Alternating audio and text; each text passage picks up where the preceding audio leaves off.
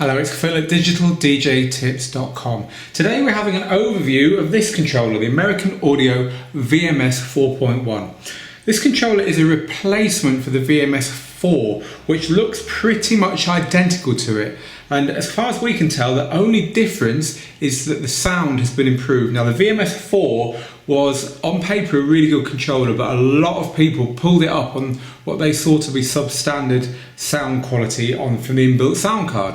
So the first thing to tell you about this is that we've tested it. We've tested it on these KRK 10.3 monitors, and the sound card is fine. It now sounds good. But if you haven't seen this before, or you have seen it and you haven't really considered it, let's just have a little look at what it is and what's different about it. Well, the first thing to tell you is it's breaking my back to hold it up to show it to you. It's a really heavy unit. It's built in solid polished metal with big rubber corners. You know, it's built to be reliable and to work. And again, if there were reliability issues, which we did hear about with the original, you'd expect that American Audio would have put any teething problems to bed on the 4.1 version of it. So a big, heavy, kind of workman-like jobbing DJ's controller. The big selling point of this is it's got 4 standalone channels, which are standalone audio. You can plug line inputs into them, CDs, or you can plug in record decks. It's also got 2 full microphone channels, which have got full EQ on them. So here are the microphone channels right down here. In fact, let's have a look along at the front and see what we've got. So you can see that there's an on-off, and then there are bass, mid, and treble, plus again 2 microphones there.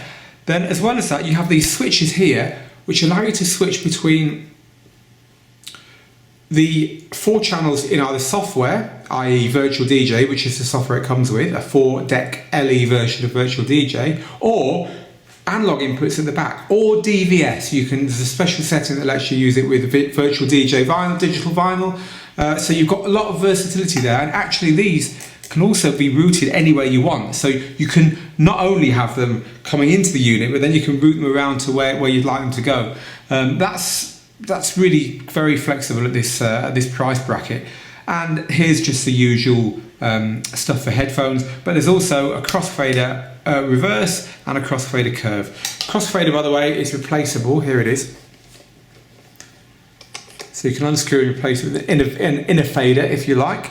Let's have a quick peek while I'm holding it up and breaking my arms at the other controllers that we've got across here. So to start with, at the bottom, the Jog Wheel has got a piece of rubber around it. Now I'll try and show you this. You can see there, look, it's actual removable rubber. It's really weird. The reason that's there is so that you don't touch the metal when you touch the edge, which gives like a nudge. You touch the top, it scratches. So on this one, if you touch here on the rubber, it will just nudge the track rather than scratching it. You can turn the whole functionality on and off with the button up here somewhere.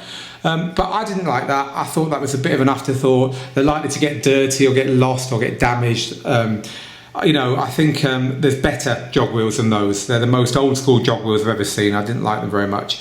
So the mixer itself, though, is apart from the fader, it's got these 4-line faders, which is really nice. It's also got an unusual mouse pad with a load button and touch strips, which you can use to navigate your library. It was all right. On my Mac, it took a lot of moving to get the mouse across the screen.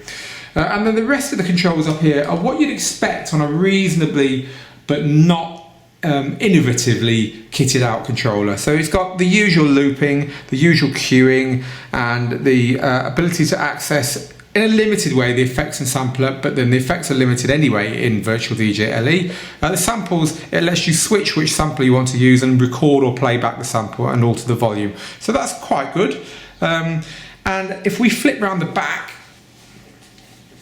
again, you'll see that it's quite versatile. So here we have our outputs, which are XLR balanced or unbalanced, or booth, so you get the full range of outputs there. There's the ability to plug in compatible fader start technology, so you can use your faders on this unit to start your CD players, for instance.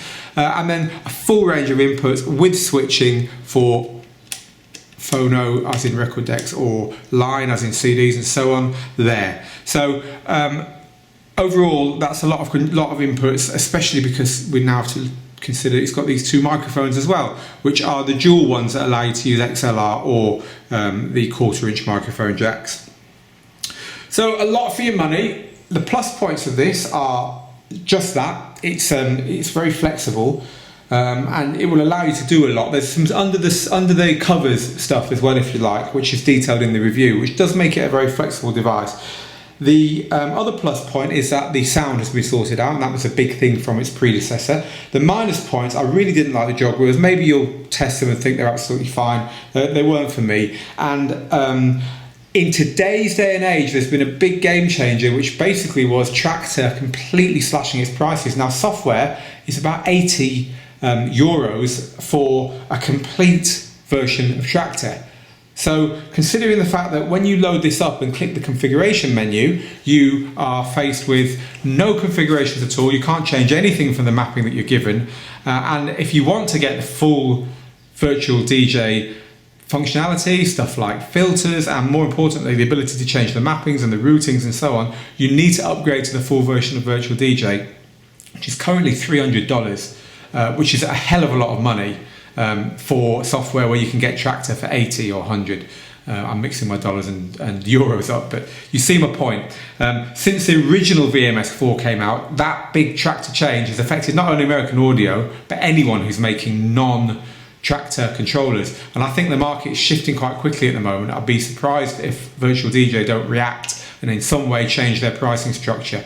However, if you already own Virtual DJ, one of the good things about Virtual DJ pricing is that once you've bought it, it's yours for life. You never pay for any upgrades. So it becomes better value over time. And if you're someone like me who bought Virtual DJ 2005, 2004 even, I think, I've been getting upgrades all the time. I plug this controller in for the hardware-wise for a good price, and I've got the latest version of Virtual DJ anyway, no extra cost to me.